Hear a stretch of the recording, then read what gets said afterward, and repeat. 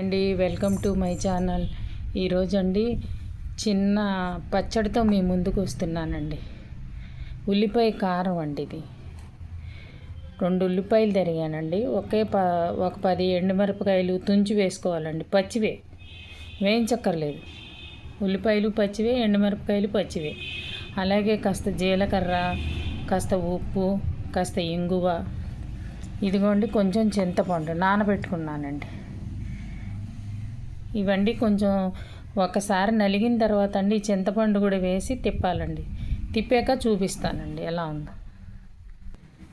ఇదిగోండి మిక్సీ వేసాను చూడండి. ఎవరికైనా ఇష్టమైతే తిరగమూత పెట్టుకోవచ్చు, లేకపోయినా లేదండి.